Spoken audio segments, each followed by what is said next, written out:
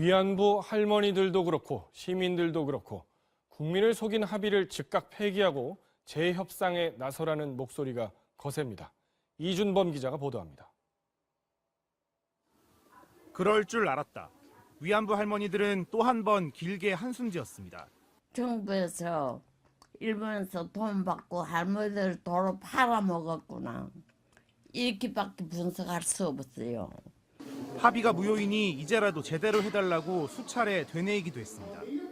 관련 단체들도 합의를 폐기해야 할 근거가 명확해졌다고 입을 모았습니다. 문재인 정부는 오늘 발표된 TF의 결과와 피해자들의 요구를 즉각 수용하여 더 이상 2015 한일합의 무효화를 미루어서는 안 된다.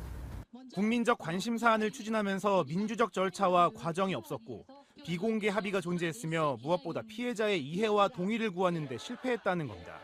소녀상을 이전하라는 일본의 요구를 받아주는 것처럼 다 해놓고 정작 국민들에겐 시침이 뗐다는데 시민들의 분노가 컸습니다.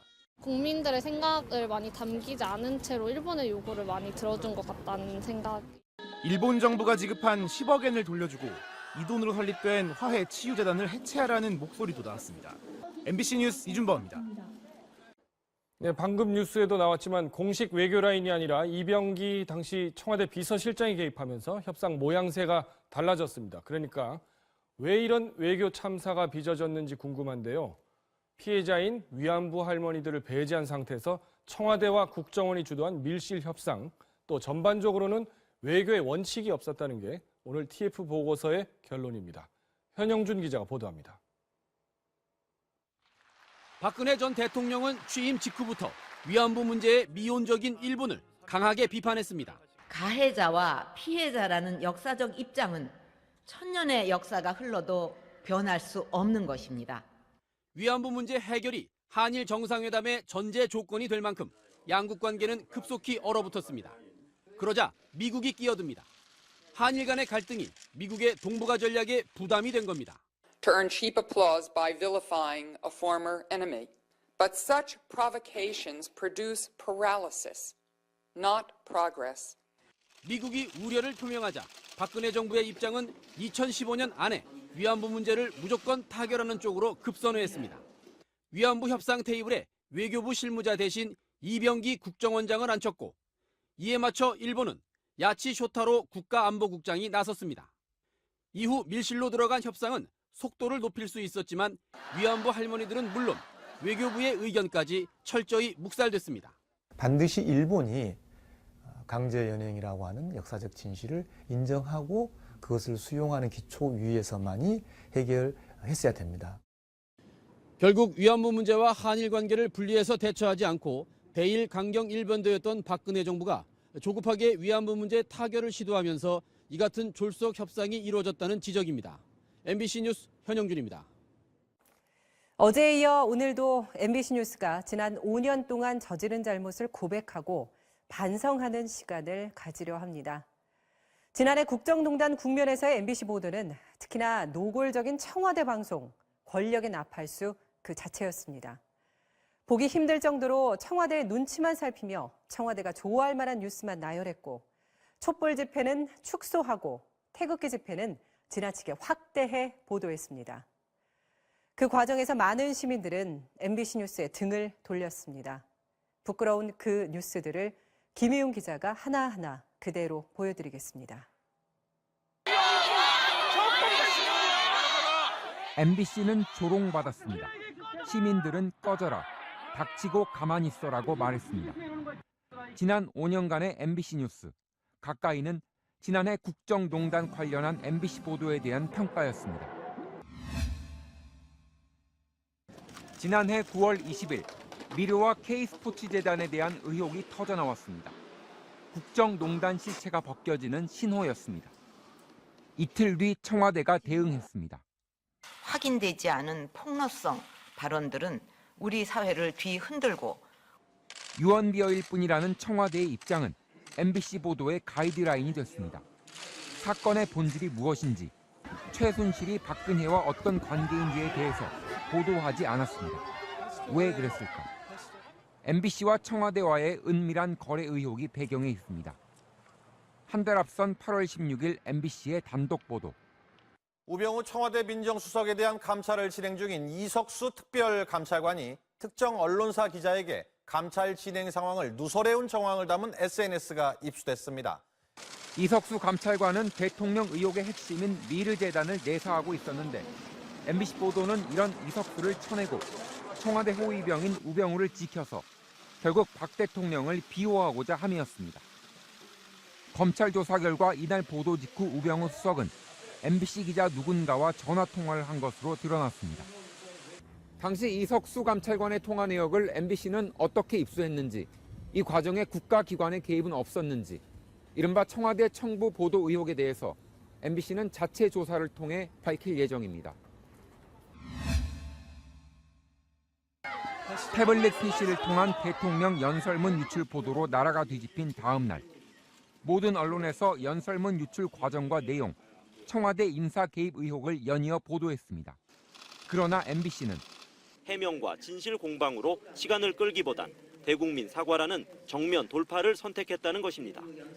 국정농단의 직접 당사자인 대통령의 해명만을 전했고 청와대가 정면 돌파를 선택했다는 긍정적인 평가까지 담았습니다. 박근혜 지키기는 이재용 삼성전자 부회장 구속 보도에서 보다 교묘하게 드러났습니다. 모든 언론이 이 부회장의 구속 사유를 뇌물 공여라고 강조했지만 MBC는 재산 국외 도피와 범죄 수익 은닉을 내세웠습니다. 이 부회장과 박 대통령이 뇌물을 주고받은 혐의를 받고 있다는 것을 숨겼습니다. 당시 보도본부장이었던 김장겸 전 사장은 우리가 중심을 잘 잡아야 한다고 편집회의를 독려한 뒤 탄핵 반대를 외치는 엄마부대 회원 10여 명이 JTBC 규탄 시위에 나선 걸 보도하라고 지시했습니다. 이 시기에 국정농단이란 단어는 MBC 기자들이 쓸 수 없는 금기어였습니다. 태블릿 PC 연설문 유출의 핵심은 최순실이라는 개인의 국정 개입이었습니다. 그러나 MBC는 사건의 본질을 태블릿 PC 가짜 논란으로 몰고 갔습니다. 국정농단 청문회의 최대 성과가 최순실이 태블릿 PC를 사용하지 못한다는 고영태의 증언이라고까지 보도했습니다. 중요한 건 그게 아닌데 그럼 태블릿 PC가 이게 뭐 진짜인가 아닌가 뭐 거기에 대해서 이렇게 혼란을 빚는 방향으로 가면 거기에 또 호도되는 사람들이 있으니까 누군가의 정치적 입장을 대변하신 것은 아니실까라는 의심을 좀 하고 있었습니다. 당시 MBC 보도가요? 네, 그렇습니다. 네. 최종 수사 결과 검찰이 실제 사용자는 최순실이라고 밝히며 구체적 근거도 제시했지만 MBC는 보도하지 않았습니다. 탄핵안 가결 이후에는 고영태 녹취록을 집중적으로 물고 늘어졌습니다. 헌법재판소가 이미 국정농단 사건과 직접적 관련성이 없다고 판단한 사안임에도 MBC는 고영태 녹취록을 모두 수사할 때까지 헌재 판결을 연장해야 한다는 박 대통령 측의 논리를 대변하려고 했습니다. 탄핵 표결을 앞둔 대통령이 대구 서문시장 화재 현장을 방문했습니다. 귀경길에 오른 박 대통령은 이동 중인 차량 안에서 눈물을 흘렸다고 청와대는 전했습니다. 이날 지상파 보도에서 대통령의 눈물을 언급한 곳은 MBC뿐이었습니다. 시장 상인들의 반발이 카메라에 담겨 있었지만 MBC는 무시했습니다. 서문시장에 오셨으면은 화재민의 고통이 뭔지, 뭘 말하고 있는지, 뭘 대화를 하고 가셔야 될 거 아닙니까? 청와대 각본, 연출의 대통령 신년 기자회견. 출입 기자들은 손을 공손히 모으고 세월호 침몰 당시 할 일을 다 했고 미용 시술은 하지 않았으며 삼성 합병 과정에 뇌물 의혹도 없었다는 대통령의 말을 경청했습니다. MBC는 리포트 2개를 대통령 해명에 온전히 헌납했습니다. 완전히 엮은 겁니다. 뭐 어디를 도와주라 하는 거하고는 제가 정말 확실하게 말씀드리는데 그 누구를 봐줄 생각 이거는 손톱만큼도 없었고. 극우 인터넷 방송 정비제 TV에 출연한 대통령은 의혹을 모두 부인했습니다. 이날 대통령의 말은 거의 모두가 거짓이었습니다. 아무 말 대잔치라는 조롱이 세간에 일었지만 MBC는 검증이나 비판은 전혀 없이 대통령의 말을 하나하나 그대로 옮겼습니다. 탄핵 반대 태극기 집회가 촛불 시위의 2배가 넘는 규모라고 들었다면서 추운 날 고생하는 모습에 가슴이 미어지는 심정이라고 말했습니다. 대통령과 태극기 집회, 국정농단 국면에서 MBC가 지켜야 했고 띄워야 했던 대상이었습니다. 오늘 집회에는 주최 측 추산 51만 명, 경찰 추산 3만 명이 모였는데 MBC는 태극기 집회 51만 명 참가라는 터무니없는 숫자를 그대로 전했고 집회 참가자들의 일방적인 주장을 반복해서 강조했습니다. 이번 탄핵 국면이 언론의 거짓 선동 때문이고 고영태 세력의 국가 반란 행위라고 규정했습니다. 특검 수사는 강압적이고 절차가 불법이라며 언론과 검찰, 국회와 특검을 믿지 않습니다. 나라를 잃어버린 민족이 독립을 염원하며 흔들었던 3.1절의 태극기를 탄핵은 좌익 세력의 선동이라고 외치는 태극기와 동일시하며 대통령 탄핵을 부정하고 불의한 일로 MBC 뉴스는 규정했습니다. 태극기 집회가 회차를 거듭하면서 참가자들은 불의하는 타협하지 않겠다고 입을 모았습니다. 내가 이 나라의 주인이라고 외쳤던 지난 겨울 이 광장에 MBC의 자리는 없었습니다. 자격이 없다며 시민들은 MBC를 쫓아냈고 MBC가 쫓겨나는 것을 시민들은 지켜봤습니다. 듣고 본 것을 머리와 가슴에 새기겠습니다. MBC 뉴스 김희용입니다. 네, 다시 오늘 소식입니다. 제천 스포츠센터 화재 당시 119 상황실에서는 신고를 받고 현장 소방대원들에게 여자 목욕탕이 있는 2층으로 들어가라 이렇게 무전 지시를 내렸던 것으로 확인됐습니다. 그런데 다들 구조에 전념하느라 안타깝게도 무전 내용은 전달되지 못했습니다. 김대겸 기자가 취재했습니다.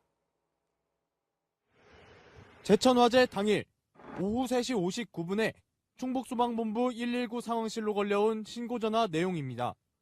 불이 났으니 하소동 찜질방으로 빨리 와달라고 재촉합니다. 대피할 데가 없다. 창문을 열어달라. 숨을 못 쉬겠다며 빨리 와달라는 말을 되풀이합니다.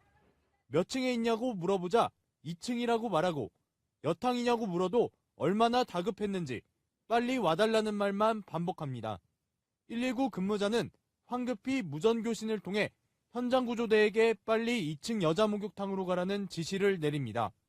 소방대원들이 처음 도착한 4시 직후로 추정됩니다. 그러나 당시 출동한 소방대원은 이런 지시를 전혀 듣지 못했다고 말합니다. 2층에 있다는 보고는 받은 적이 없습니다. 저는 도착했을 때 창에 매달려 있는 사람들 구조하느라고 다른 건 하나도 못 들었어요. 4시 10분엔 건물 6층에서도 신고 전화가 걸려왔습니다. 연기가 안 들어오는 창문이 없다며 6층에 5명이 있다고 말합니다. 2층 유리창 진입을 시도한 건 이 전화가 걸려오고 28분이 지나서였습니다. 처음 현장에 도착한 대원들은 2층 목욕탕에 사람들이 많다는 사실을 곧바로 파악하지는 못했던 것으로 보입니다. 119 근무자의 무전 지시는 차량에 장착된 무전기로는 확실하게 들을 수 있지만 휴대 무전기는 출력이 낮아 잘 안 들릴 수 있습니다. 그런데 당시 지휘 차량에는 아무도 없었습니다. 차량에 있던 3명은 모두 내려와 교통을 통제하고 굴절차의 도로 진입을 유도하고 3층에 매달린 사람을 구조하느라 정신없던 상황이었습니다. MBC 뉴스 김대겸입니다. 감히 말씀드리지만 MBC 뉴스는 앞으로 달라지겠습니다. 진실을 감추고 여러분에게 깊은 상처를 남기고 MBC를 떠나게 만든 저희의 부끄러운 과거를 잊지 않겠습니다. 저희들의 다짐을 이명서 기자가 대신 말씀드리겠습니다. 참담했던 지난 시간을 곰곰이 되돌아보면 무겁게 다가오는 깨달음이 있습니다. 공정, 정의, 용기 같은 언론의 거창한 가치보다 실은 그런 가치를 대하는 기자 개개인의 진정성이 훨씬 중요했다는 사실입니다. 아무리 옳은 말, 바른 소리로 주장해도 누군가 고통받을 때, 세상이 진실을 갈구할 때 모른 채 한다면 위선이고 거짓일 뿐임을 부끄럽지만 이제야 알 것 같습니다. 그래서 저희는 다짐하겠습니다. 먼저 진실은 언론인으로서 저희들에게 목숨과도 같다는 점 밝힙니다. 진실을 외면하고 진실 찾기를 게을리하고 포기하는 언론, 그것은 스스로 사망 선고를 내리는 거라고 엄숙하게 약속드립니다. 좀 더 언론인으로서 좀 더 사명감을 가지고 계셨으면 좋겠다.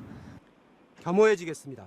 아픈 사람, 힘없는 사람, 어려운 사람들을 못 본 척하고 힘 있고 돈 있고 권력 있는 사람들에게 잘 보이려 한다면 얄팍한 지위로 사익을 추구한 몰입애와 다를 바 없습니다. 세상 곳곳에 상상하기 힘든 아픔과 어둠, 절규가 있으며 그 현장을 겸허하게 찾고 듣는 일이 저희들 임무임을 명심하겠습니다.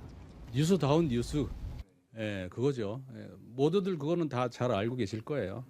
정말 어려운 사람 위해서 대변해 줄 수 있는 그런 뉴스가 됐으면 좋겠습니다. 유능해지겠습니다. 수많은 오보와 왜곡, 거기에는 사악한 속셈이 또아리를 틀고 있었지만 저희들의 자정 능력 또한 부족했음을 고백합니다. 피상적이고 선정적인 흥미 위주의 뉴스는 더 이상 MBC의 설 자리가 없을 것이며 어떻게든 정확해지고 넓어지고 깊어져 저널리즘의 본령을 지켜낼 실력을 닦겠습니다. 있는 사실을 정확하게 MBC가 판단하지 말고 우리가 판단할 수 있는 기회를 줬으면 좋겠어요. 저희들의 달라짐은 어쩌면 매우 느려 보이고 그래서 바로 체감되지 않을 수도 있습니다. 서두르기보다 차근차근 허망하게 무너지지 않게 견고히 쌓기 위함이라고 감히 말씀드리겠습니다. 공동체의 든든한 이웃으로 서는 일은 저희들의 보람이자 저희들의 본분입니다. 이 소중한 기본에 충실하고자 MBC 뉴스는 여러분들과 함께 먼 길을 다시 출발하겠습니다. MBC 뉴스 임영사입니다. 이번엔 MBC 뉴스데스크가 국회의장실과 공동으로 실시한 특집 여론조사입니다. 어제에 이어 여러분의 생각과 의견을 전해드립니다. 한반도 긴장이 고조되고 있지만 우리 국민들은 전쟁보다는 경제적 어려움과 가난을 더 걱정하고 있는 것으로 나타났습니다. 먼저 자신이 부유층, 중산층, 빈곤층 가운데 어디에 속한다고 생각하십니까? 이렇게 물어봤습니다. 그랬더니 중산층이란 응답이 65%, 빈곤층이란 응답은 30%였습니다. 부유층이라고 대답한 사람은 2%에 불과했습니다. 다음으로 우리나라에서 중산층이라면 부동산과 금융자산을 합쳐 자산이 얼마나 돼야 하냐고 물었더니 5억 원 미만이 22%, 5억에서 10억 사이가 27%로 나타났습니다. 눈여겨볼 점은 10억에서 15억 재산을 가져야 중산층이라고 대답한 사람들이 22%나 됐다는 겁니다. 10억대 재산 정도로는 부자라고 볼 수 없다고 생각한다는 겁니다. 천정부지로 치솟고 있는 어마어마한 아파트 값의 영향이겠죠. 5억 정도가 있어도 이제 서울에 있는 아파트는 구입하기 너무 어렵잖아요. 그래서 5억 정도는 아직 중산층이 아닌 것 같은 그런 세상이 되어가고 있는 것 같아가지고. 대한민국 국민으로서 살아가면서 무엇이 가장 두렵습니까? 이렇게 물어봤습니다. 가난 등 경제적 문제라는 대답이 37%로 1위였습니다. 그 다음이 전쟁으로 24%, 편견과 차별 19%, 질병과 자연재해 순이었습니다. 우리 국민들은 전쟁보다는 경제적 어려움, 가난을 더 걱정하고 있다는 얘기입니다. 그런데 주목할 대목이 있습니다. 연령대별 응답을 봤더니 20에서 50대까지는 가난을 제일 걱정하는데요. 60대 이상 노년층은 전쟁을 가장 두려워한다는 겁니다. 아무래도 6.25 전쟁의 기억이 남아있는 세대와 그렇지 않은 세대와의 차이가 아닐까 싶습니다. 세대가 다른 두 분의 이야기 들어보시죠. 북한의 핵 문제 때문에 굉장히 신경을 많이 쓰고 있는데 남한에서는 그런 걸 하나도 생각을 안 하고 있는 것 같아가지고. 소득 자체가 한 반 가까이는 이제 계속 들어가는 거죠. 키우다 보니까. 저는 솔직히 제 입장에서는 그냥 먼저 집을 마련하고 그다음에 하고 싶지만 실질적으로 안 돼요. 그러면 한반도에 전쟁이 정말 일어날 것 같느냐고 다시 물어봤습니다. 가능성이 높다는 쪽이 39%, 가능성이 낮다는 쪽이 54%였습니다. 북한과 미국 간의 긴장이 높아지고 있지만 국민 절반 이상은 전쟁 발발 가능성을 낮게 보고 있었습니다. 그런데 지역적으로 분석해보면 흥미로운 결과가 나옵니다. 전국 대부분의 지역에서 전쟁 발발 가능성이 낮다고 응답했지만 대구, 경북 지역은 전쟁 가능성이 높다는 응답이 더 많았고요. 강원도는 양쪽이 비슷하게 나타났습니다. 그렇다면 요즘 한반도 정세는 외국 정상에 대한 평가에 어떤 영향을 주고 있을까요? 가장 호감 가는 지도자를 물었더니 독일 메르켈 총리가 43.2%로 압도적인 1등을 했습니다. 냉철함에 소박하고 겸손함까지 갖춘 메르켈 총리는 얼마 전 4선에 성공했죠. 미국 트럼프가 9%, 중국 시진핑이 7%로 뒤를 이었고요. 러시아 푸틴, 일본 아베 순이었습니다. 몇 년 전 비슷한 조사에서는 오바마 대통령이 1위를 했었죠. 아이를 꼭 낳아야 한다고 생각하십니까? 물어봤습니다. 꼭 낳아야 한다는 응답이 64.2%, 꼭 낳지 않아도 된다는 응답보다 2배 가까이 많았는데요. 그런데 연령대별로 보면 차이가 많이 납니다. 꼭 낳아야 한다는 응답이 60대 이상은 무려 90%, 50대는 82%, 40대는 61%인데 30대는 39%, 20대는 33%에 그쳤습니다. 젊은 세대일수록 아이가 없어도 된다는 가치관을 갖고 있는 점이 확인됩니다. 성별로도 확인해 봤는데 남자는 70% 이상이 꼭 낳아야 한다고 했고 여자는 58%만 그렇게 답했습니다. 아이를 키우는 부담이 아직도 여성에게 더 집중되는 현실 탓 아닐까요? 일단 결혼을 하면은 이제 가장 중요한 게 가정이기 때문에 반드시 최소한 2명 정도는. 아무리 육아휴직이 주어진다고 해도 그걸로 인해 좀 계급이나 그런 데서 밀려나는 부분이 없지 않아 있기 때문에. 그래도 아이를 낳아야 한다는 국민들이 훨씬 많은데 왜 이렇게 출산율이 낮을까요? 어려운 경제 상황, 과도한 경쟁 사회, 자연스러운 인식 변화, 정부의 대책 미비 등에서 골라달라고 했더니 역시 응답자의 절반 가까이가 어려운 경제 상황을 첫 번째 원인으로 꼽았습니다. 먹고 살기 힘드니까 자녀 가질 여력이 없다는 뜻이죠. 요즘 학원비가 엄청 비싸더라고요. 뭐 피아노나 하나씩만 해도 뭐 10몇만 원씩 되니까. 그렇다면 자녀가 앞으로 어떤 직업을 갖길 원하는지 물어봤습니다. 1위는 역시 공무원이었습니다. 의사나 법조인은 한참 뒤로 순위가 밀렸습니다. 정년이 보장되거나 안정된 직업을 원하는 세태 때문이겠죠. 청년들의 공무원 시험 열풍은 당분간 계속될 것 같습니다. 이번 여론조사는 MBC와 국회의장실이 공동으로 갤럽에 의뢰해서 전국의 성인 남녀 1,031명을 대상으로 실시했습니다. 조사 방법은 유무선 무작위 전화 면접 95% 신뢰 수준의 표본 오차는 플러스 마이너스 3.1%포인트입니다. 일본 정부의 반응은 예상대로였습니다. 이미 끝난 협상이고 되돌릴 수 없다는 겁니다. 강나림 기자입니다. 일본 정부는 즉각 고노다로 외무상 명의의 담화를 발표했습니다. 당시 합의는 한일 양국이 정상적인 교섭 과정을 거쳐 이뤄졌고 합의 과정에 문제가 없었던 만큼 이를 변경하려는 요구는 결코 받아들일 수 없다는 겁니다. 또 이렇게 한국 정부가 합의를 변경하려 하면 한일 관계 관리가 불가능해진다는 등의 강경한 입장을 쏟아냈습니다. 당시 이면 합의가 있었고 피해자들의 의견을 충분히 모으지 못했다는 우리 측 보고서에 정면으로 반발한 겁니다. 일본은 합의가 최종적이며 불가역적인 만큼 뒤집을 수 없다는 입장을 고수하고 있습니다. 스가 관방장관은 오늘 오전 보고서가 발표되기 전부터 재협상 불가 원칙을 못 박았습니다. 最終的で不可逆的、その解決について日韓両国間で確認したものであり、国際社会から高い評価を得。 일본 언론들은 여기에 더해 위안부 합의에서 양국 정부 간 협상의 비공개 부분이 공개된 것도 지적했습니다. 이번 TF 보고서에 재협상이나 협상 파기 등 우리 정부의 공식 입장은 포함되지 않았습니다. 그런데도 일본이 즉각적으로 강경 입장을 발표함에 따라 앞으로 한일 관계는 긴장을 피하기 어려울 것으로 보입니다. MBC 뉴스 강나림입니다. 보신 것처럼 한일 위안부 합의는 이제 중대 기로에 놓이게 됐습니다. 더 자세한 내용은 통일외교부 김정호 기자와 나눠보겠습니다.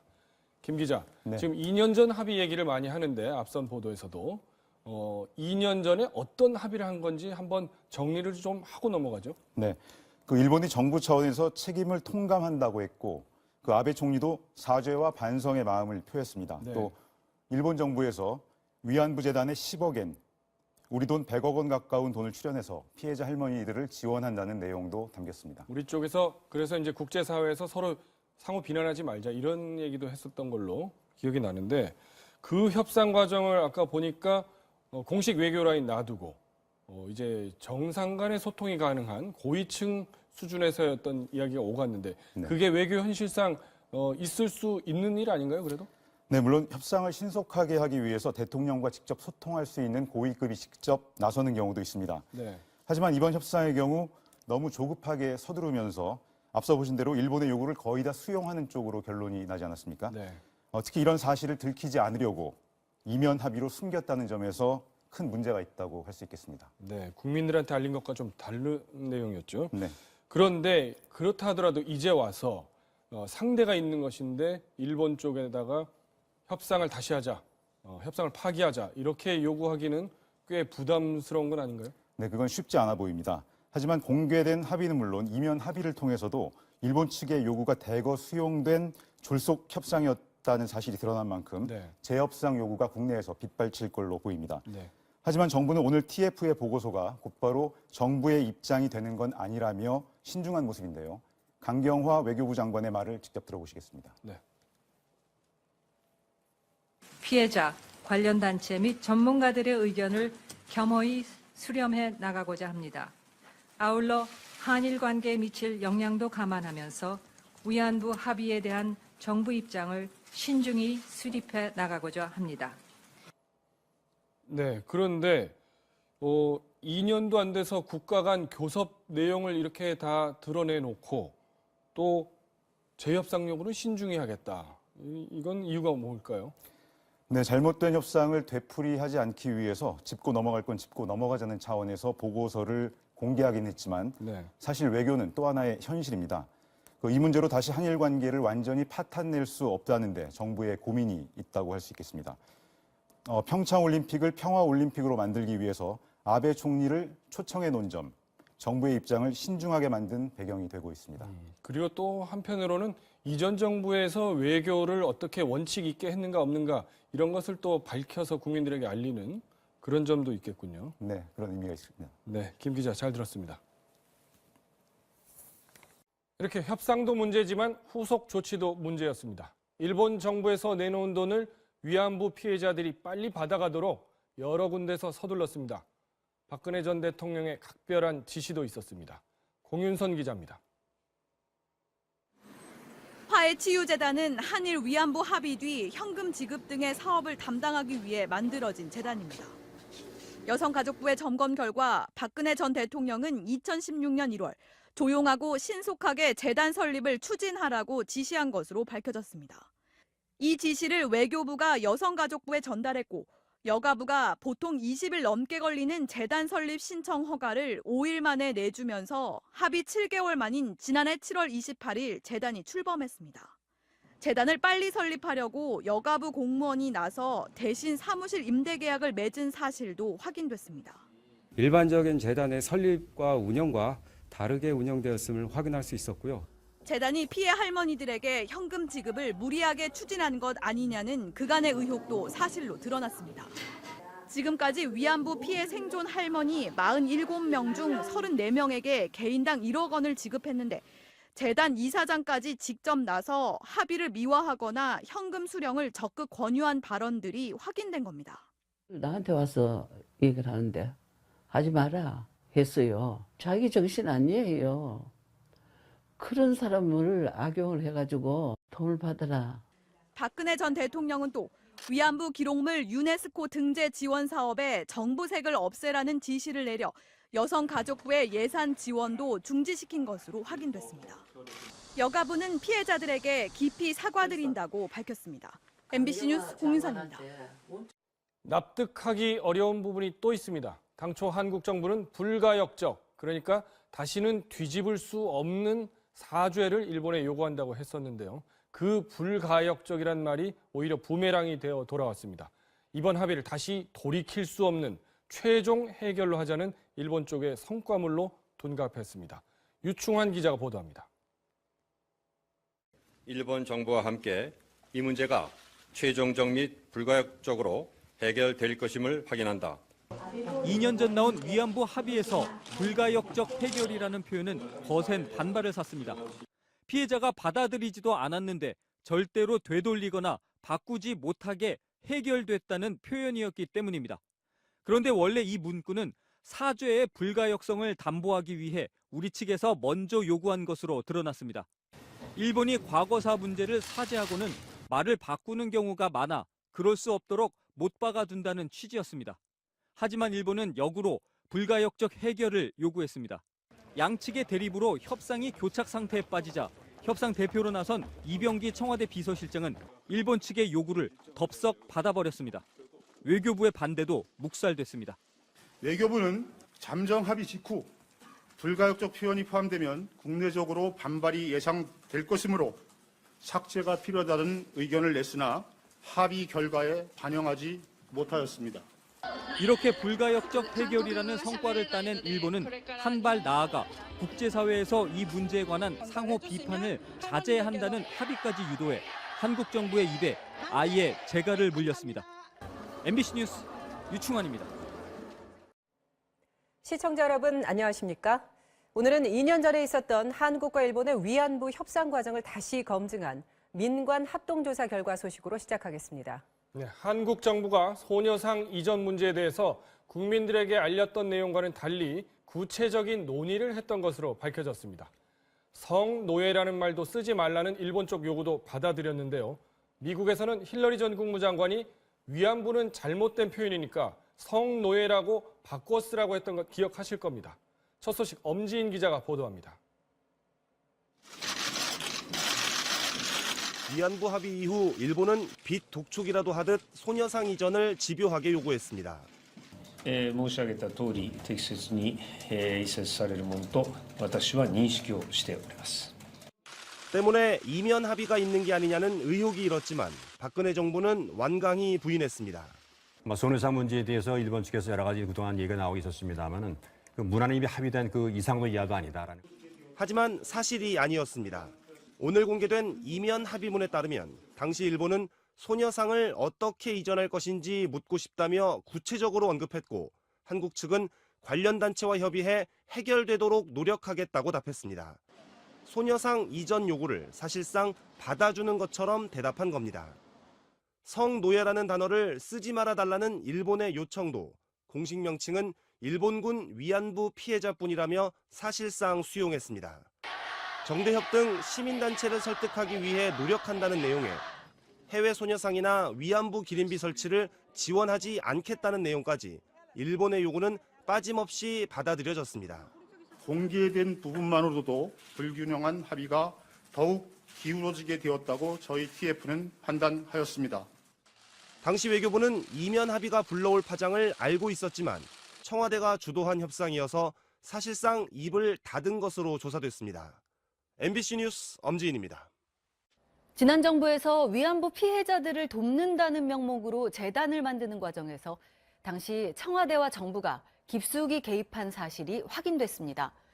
위안부 피해 할머니들에게도 현금을 지급하는 과정에서 부적절한 권유가 있었다는 의혹이 사실로 드러났습니다. 김성현 기자가 보도합니다.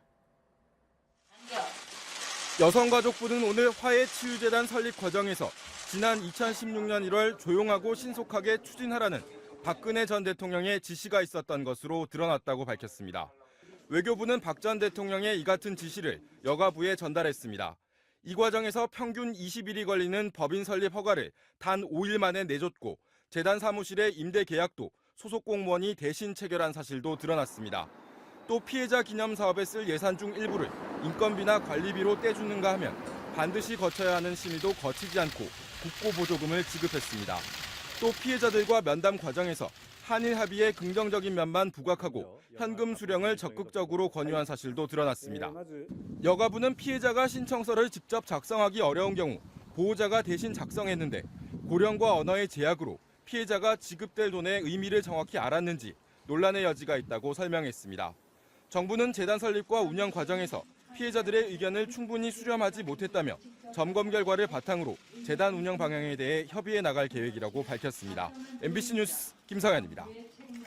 한일 위안부 합의에 이면 합의가 있었다는 외교부 TF 조사 결과가 발표되자 시민단체들은 정부가 조사 결과를 수용해서 위안부 합의를 즉각 폐기해야 한다고 주장했습니다.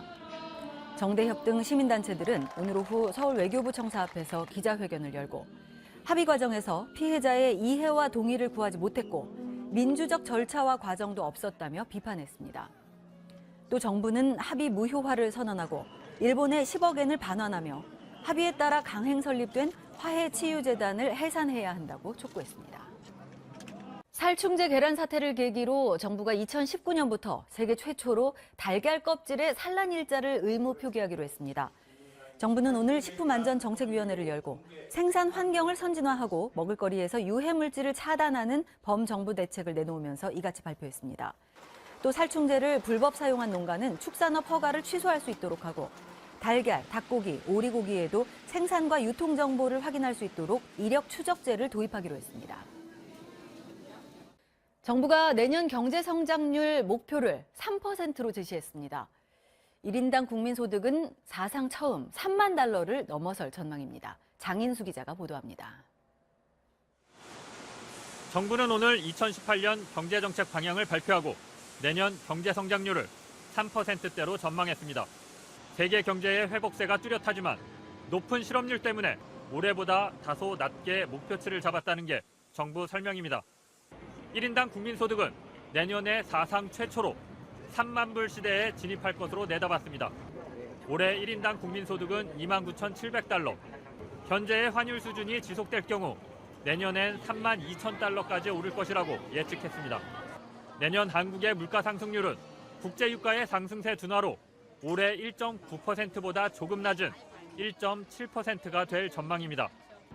수출은 4%, 수입은 6%가 각각 증가해 경상수지 흑자는 올해 810억 달러에서 790억 달러로 소폭 감소할 것으로 정부는 예측했습니다. 내년 우리 경제의 최대 걸림돌은 일자리입니다. 실업률은 3.7%로 올해와 같고 취업자 증가폭도 32만 명으로 비슷할 전망입니다. 정부는 일자리 창출을 정책의 최우선 과제로 삼고 경제 회복 기조를 내년에도 이어가겠다고 밝혔습니다. MBC 뉴스 장희수입니다.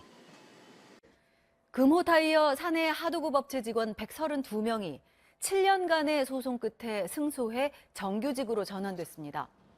대법원은 금호타이어 사내 하도급 업체 노동자 박모 씨 등 132명이 금호타이어를 상대로 낸 근로자 지위 확인 소송에서 원고 승소 판결한 원심을 확정했다고 밝혔습니다.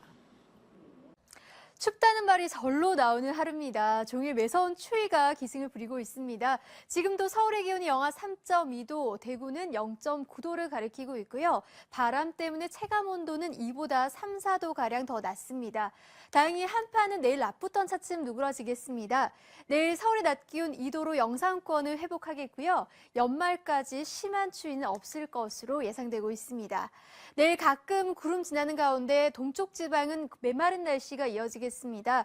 또 오후부터 밤사이 중부 일부에서는 눈이 날릴 수 있겠고요. 공기도 다소 탁해지겠습니다. 내일 아침 기온은 서울이 영하 5도, 전주 영하 4도로 오늘보다 조금 높겠고요. 낮 기온도 서울 2도, 광주 7도, 부산 8도로 오늘보다 2도에서 6도가량 오르겠습니다. 주말에는 전국 곳곳에 비나 눈이 내릴 전망입니다. 날씨였습니다. 본사 직접 고용을 요구하던 파리바게트 제빵사 가운데 약 70%가 정부의 직접 고용 시정 지시 뒤에 본사와 가맹점주, 협력업체가 합작한 새 법인과 근로계약을 맺은 것으로 나타났습니다.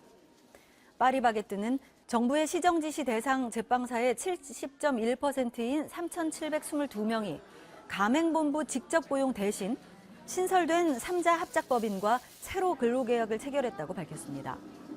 또 합작법인과의 계약으로 제빵사 급여가 평균 13%가량 오르게 됐다며 아직 계약을 체결하지 않은 제빵사들 1,097명과도 추가 협상을 진행하겠다고 덧붙였습니다.